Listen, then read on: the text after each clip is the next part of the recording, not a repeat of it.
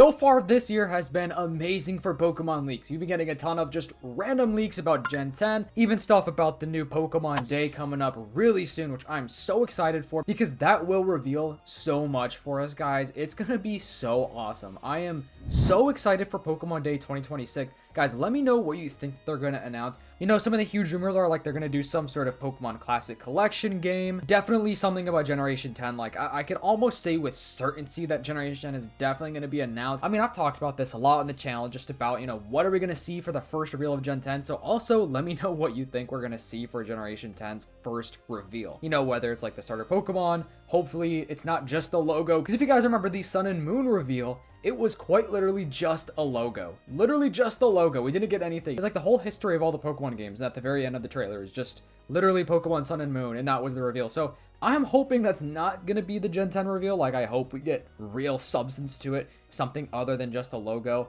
But today we have a lot of leaks to cover, and one of them is kind of funny because it actually relates to Logan Paul, which I never thought I would ever say on this channel. Somebody asked Centro Leaks a central question. The leak that the game would have procedural world, was it referring to the fact that the region was procedurally generated or for its creation? No, for the secondary islands. However, part of that was discarded. It's just kind of cool to see a glimpse as to what Generation 10 could kind of entail, like just have within the game. What that would pretty much mean is just like random things on these islands, like random islands generated that will look different and unique for every single player, for like the smaller secondary islands, like not the main islands where like the main storyline takes place, which I don't think is a terrible idea. And now it's not gonna be like the AI where it's like a stupid picture of an AI. Like it'll still look good. I'm assuming it'd be something like Minecraft, where when you start a new Minecraft world, it's like, you know, all new, everything's new, right? Not saying I love the idea, I'm just not saying I hate it, if that makes any sense. Somebody said, I've been wondering about this, but since all that leaked, does this basically confirm everything that's going to be in the future presents, or will there be more surprises? We don't know anything about spin-offs or classic games. Okay, so I mentioned the classic collection, right? Now, just because we don't have a leak about it doesn't mean that it can't happen. The Terra League stuff isn't extremely up to date, so I think it's still possible that the Pokemon Company, you know, Game Freak, Nintendo, they could have totally done a 180 and be like, you know what, we will do a classic collection. We'll drop it on the eShop or maybe a physical copy, which I want a physical copy. I've yapped about it enough. I want the physical copy. I really, truly would like a classic collection now. I think it would be awesome to like replay Gens 1, 2, 3, maybe even 4 and 5. I mean, I don't know if 4 and 5 would make the cut, but I totally think that it would have to have at least Generations 1 through 3, even though we've had like a billion Kanto remakes. Now this technically wouldn't really be like a remake, it would be more of like a port, you know, like porting the games over to just modern technology, just be like, you know, HD, just kind of like a new way to play the game, I guess, right? Somebody else said, you think it will get Gen 1 through the Switch online at Pokemon Day, which is kind of funny. I literally just talked about this. I didn't even see that tweet yet. Central League said they don't know. So it's still possible. It's up in the air. Okay, so now let's talk about the Logan Paul thing. So Logan Paul said idea for the Pokemon Company. And now you guys are probably like, bro, why is this fool talking about Logan Paul? But I promise that there's a reason why. So then he made this like huge, you know, tweet talking about just kind of like the original Pokemon games, that he finds himself coming back to the Game Boy, like the original games, which a lot of people do. Like a lot of people love the original games of Pokemon, like the original one. Some people say it's like the best games. Which he then said they should create a remastered game inspired by the OGs that mirror the original pixel graphics, combines the best gens of Pokemon, introduces adaptive NPCs that evolve alongside players, which what he's saying is low-key like that Pokemon Seed game. I made a whole video about it, and I want to make more about that Pokemon Seed game. So if you guys have any like theories about that, let me know your theories. And essentially what that Pokemon Seed game is, which is from the Terra League, like it's an actual game that they're working on. It seems like it's going to be all in the Japanese region. So pretty much like Gens 1 through 4 are going to be in this game. It's going to be all those generations in one game, or regions, I should say. All those regions in one big game, which sounds awesome. So let me know your theories, because I want to, you know, feature that and, you know, do another video about that. And then he said it would give the fans the chance to relive their childhood, give newer, younger fans a taste of the original games, and then bridge the gap for the older fans, which is true. I mean, bro, hey, Logan Paul may be the most controversial person on the internet, but, you know, you can't disagree with what he's saying right here.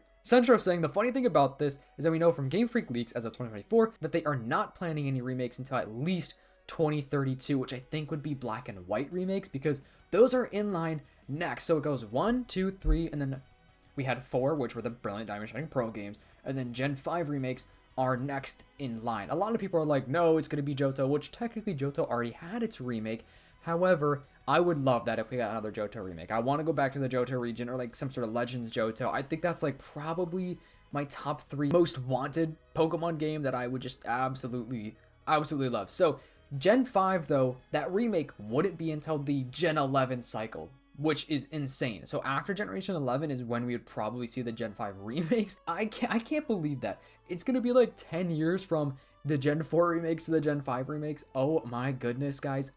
I will literally be in my 30s at this point. That's scary. Then somebody else responded and said, isn't that whole MMO thing kind of a big remake though? It's a brand new game set in those regions, not a remake. So that big game that I'm talking about with like the first 4 generations, the first 4 regions, it's not necessarily a remake. Even though I feel like Game Freak would classify that as the remake of Generation 10 because in a way it is a remake, but it's not. Like, it's not going to be like the same events unfolding. It seems like it's just going to be those regions, but it's going to have a whole new storyline that's probably going to connect everything together. At least that's what would make sense, right? Like that's what makes the most sense. And even though it's not going to be a remake, I still think, like I said, that it would be technically the remake for the Generation 10 life cycle of Pokemon. And I've talked about this before, but I want to bring it up again because it's really cool. So originally in the Terra Leak, it was leaked. You could see Centro literally saying it's from the Terra Leak. This is not a rumor. The original plan for Scarlet and Violet DLC, it was supposed to be set in Kalos and the Alola region, but it was later set to Kitakami and Unova, which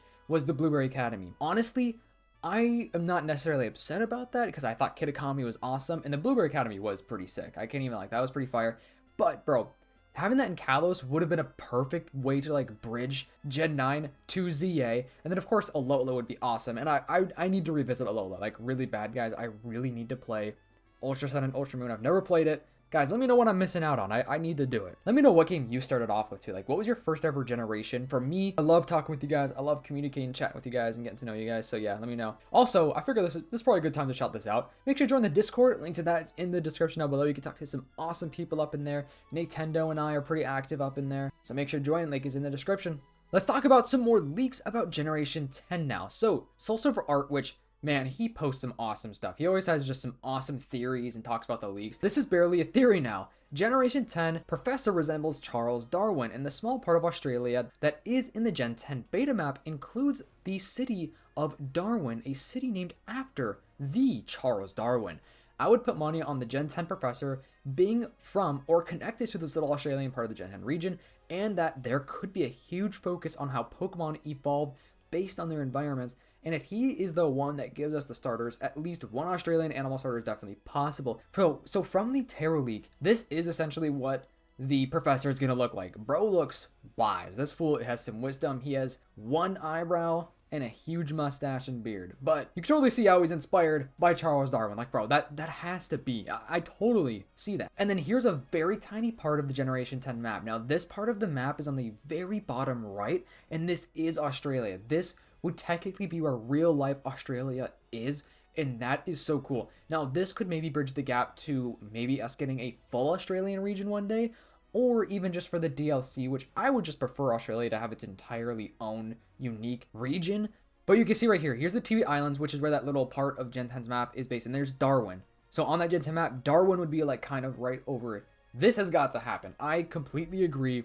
Now, I think this would just be awesome. And let me know if you want to see an Australian region. Do you hope that this is Australia? Because that'd be awesome, bro. Imagine having a little bit of Australia and then we have, Southeast Asia. Bro, that is so awesome. I also posted, did you know that there's in Southeast Asia that land animals and even some birds and fish won't cross? This line separates Asian-like animals ecosystems from Australian-like animals and ecosystems. It's called the Wallace line, and it's going to run right through a Gen 10 region will be based on, so I'd be very surprised if they didn't use this line as a big inspiration or even direct reference in the Gen 10 games. It also ties in with Charles Darwin. So on one side of the island, Pokemon may evolve in one form, and on the other side, they could maybe even evolve in a different way. So different evolutions for the same Pokemon would be amazing. Now that is the type of detail I want to see. And here's the pictures he's using for the Wallace line, just kind of giving you guys an example because I know some of you guys would want to see that. This line could suggest that we'll not only get many Asian based Pokemon but also some Australian like Pokemon. So much potential variety, and I'll be making more posts about the implications of this. Dude, I absolutely love that idea. This is what I'm talking about when Soul Silver Art has some crazy cool ideas, crazy cool theories.